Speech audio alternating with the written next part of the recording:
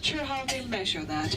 Maybe they made a mistake and we actually have the biggest castle after all, but I'm pretty sure that Prague wouldn't let us to have it. So we have only the second largest in the Czech Republic, but it's my hometown. So I believe we have the biggest one anyway.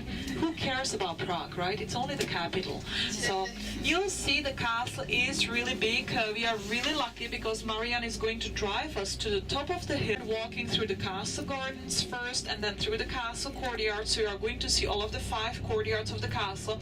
I'm going to mention a few possibilities during the free time to visit the castle or the museum that is up there. Sometimes doesn't work time-wise because to get inside the castle you have to get on a guided tour which takes 1 hour. So sometimes the museum is better because it's self-guided, but it's really up to you, and if anybody is interested I can really as well. And then we'll enter the old town and we'll walk through the street of the old town, and I'm going to point out some of the shopping ideas as well some of the restaurants. And to talk about the cuisine in the Czech Republic, in Cesky Krumlov, we have many restaurants in town. There is like 100, so don't be worried, you'll definitely find a place to eat. Even though I might not mention the restaurant, then I'm sure you are going to like it because I can't possibly mention all of the 100 restaurants. But the cuisine really mixes with German and Austrian cuisine because we used to be one country, the Austrian-Hungarian Empire, so there are definitely some similarities. So we eat a lot of pork. So you'll find a lot of pork in the restaurants, and one of the typical dish would be roasted pork with dumplings. And we have 2 types of dumplings. We have the bread and potato dumpling. So usually the roasted pork is served with both of them and then the cabbage on the side. So that would be one of the typical ones. Then roasted duck with dumplings and the cabbage as well would be also really nice and typical from the Czech Republic. Then what you can find in Austria, Germany and the Czech Republic is the pork knuckle, which is a big dish, and the pork knuckle is usually served on a wooden chopping board with pickled vegetables, horseradish, mustard and piece of bread, and it's really beautiful. And then what is really typical from the Czech Republic, and you won't find it other places, it's called svíčková, which is kind of a beef stew when we cook or roast the beef with vegetables, celery, parsley and carrots. Then we take the beef out of it, smash the vegetable into the sauce, add some cream to it so it makes creamy sauce, and then it's served with bread dumplings, slices of the beef, the creamy sauce, and then the cranberries and whipped cream on the side. So that would be a really typical dish from the Czech Republic, which you won't find other places. Then many places you'll find goulash too. Don't tell them, but I think our goulash is better than the Hungarian. So when you get there, then you can try the goulash in the Czech Republic and then later on compare it with the Hungarian, because I think our goulash is really good. But if you don't want to have a big whole meal, you can also have only soup. All of the restaurants will have soup because we eat the biggest meal at noon in the Czech Republic. So most of the Czechs will have soup and then the second course. So you'll find potato soups with wild mushrooms in it, for example, which is really nice and tasty. Then there is a soup which is called kulaida, which is white color, creamy consistency with boiled eggs and the wild mushrooms in it as well. Goulash soup, garlic soup and others, so you can choose that. And if you don't feel like having the Czech cuisine, then we have many other restaurants around the town. So there is an Italian restaurant and others, so I'm sure you are going to find something you'll like. What might be nice now, also some of the sweet dishes, because it's the season of the wild blueberries. You can see a lot of the forest around, and we go pick the wild blueberries. So we also make sweet dumplings with the wild blueberries on it, which is really nice. So it can be nice for dessert, or it can be nice as a main dish. So I'm not sure if you are really keen on it, but that's what a lot of the Czechs like too. So to have the sweet main dish for lunch as well. But being in the Czech Republic, what you shouldn't miss is the beer. That's what we are well known for. The Czechs, we are #1 in drinking beer in the whole world.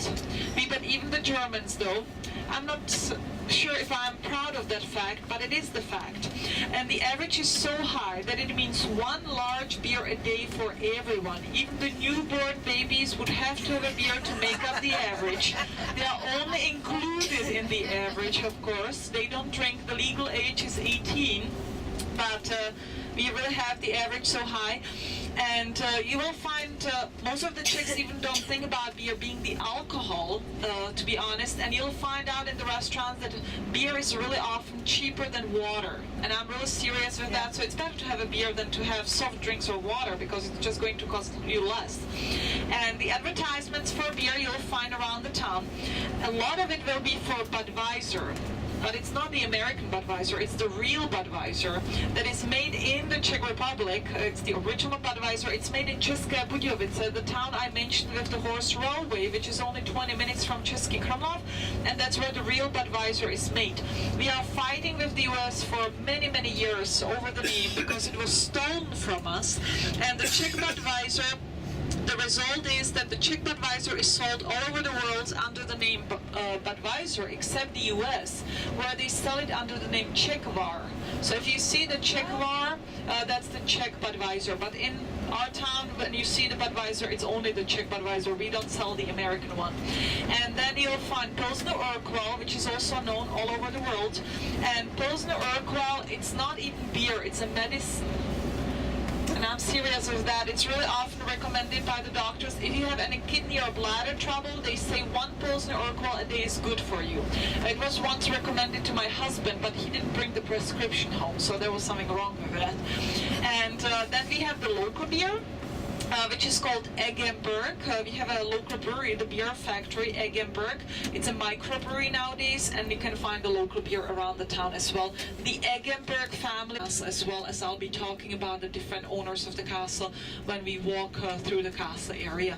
So different types. You might find even more than that, because some of the restaurants have other brands as well. And I'll tell you how serious I am with that the Czechs don't think about beer being the alcohol, because I studied to be a nurse. And when I went to school, then one of our teachers, who was a doctor, a man came to the surgery, and she was giving him all kinds of questions. And it's the rapeseed or the canola, which we add to the fuels to make it more ecological. What is good about the Czech Republic, we have zero tolerance for driving. So me, Marian, we can't have any beer at all because we are the drivers. I have to drive back to Cesky Krumlov in the afternoon. I'm the driver for all of my colleagues. But you're passengers, so you can try as much beer as you like. So you can really enjoy some of the beer in the Czech Republic. Cosmetic, and they make cosmetic pencils, eyeliners, and not only because of Škoda, which is the Czech brand, even though nowadays it's part of the Volkswagen group, but because of others as well. So it's a big business for the whole of Czech Republic. So to the right you can see the modern part of Cesky Krumlov, and now we'll be driving down the hill, and so on the left hand side pretty soon you'll be able to see the castle as well, and we'll be driving around the castle, so you'll see it for a while. So now a few of the technical things. If you are still holding the maps, the number 16 on the map, which stands for the Torture Museum there, that's the main square. The Torture Museum is in the main square, so